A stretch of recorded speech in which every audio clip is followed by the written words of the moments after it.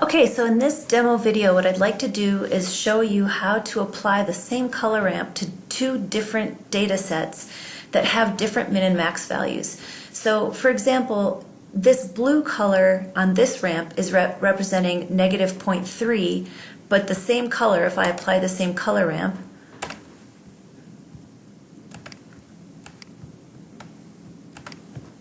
and we set the same labeling so that we've got 0 for our diverging point, and then we could split the difference here and make it like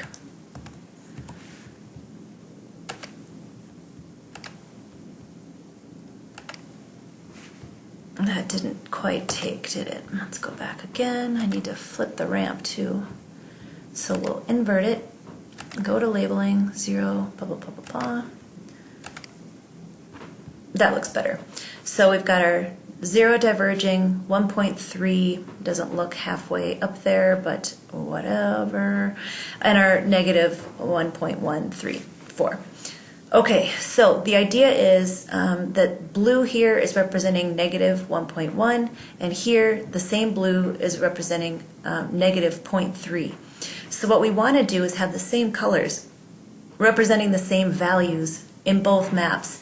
As a standalone, this is fine because it's just saying that diverging from the earlier time period, these values are represented by these colors, but they don't make a great side-by-side comparison, right? Okay, so the way to do that is, you need to keep track of these values, so whether you want to write them down, however you want to do that, but let's go into the properties. And we've already inverted it, but here what we want to do is, instead of pulling the statistics for the stretch from each data set, we want to use custom settings. And this one, it's okay to go ahead and leave the 4.18 because that's our max value, but we want to change our min to the negative 1.1368. I'm pulling that from right here. So here's where you have to make a judgment call. Do you want to use the mean of the greater one or the mean of the lesser one? I don't know for sure, but what if we just make this mean, what if we just make it an average of 1 and run with that? Okay, so then we need to do the same thing for this guy. Go into the properties, and on this one, we're going to leave the negative, but we're going to replace the max with the 4.1853, which I'm pulling from right here, and we'll set the mean to 1 like we did with the first one, and that's that. Now, on both ramps, the colors should be representing the same thing. So if I turn this guy off, you can see there's been a big change in how these are displaying, but right at this point, you can see that this ramp doesn't get quite as dark as this one does, and well, these look about the same. But technically these should be drawing 2.6. I'm not totally convinced, but technically speaking, we could go back in here. That's how it should be. This should be drawing the min and the max with those values, and here the min and the max should be the same extremes. And I don't know if the standard deviation is affecting that or not, but this should be a more equivalent side-by-side comparison.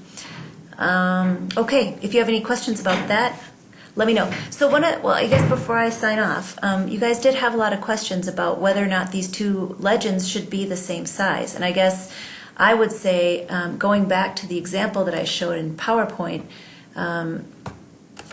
they're not the same thing. And if the values, if this is not a very good representation, I think we'd want to use something more like this.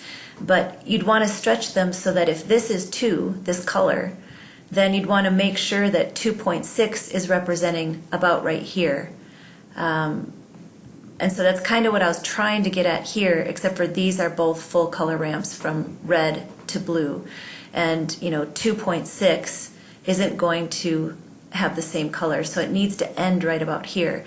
So even if you doctor it, even if you just take a snip of this or a screenshot of these, bring them into PowerPoint, and you don't have to do it all in ARC. Bring them into PowerPoint and spread things out and get them so that they logically are telling the story you need to tell. Nobody is going to look at this legend and say, okay, so this cell right here is approximately, right? Nobody does that.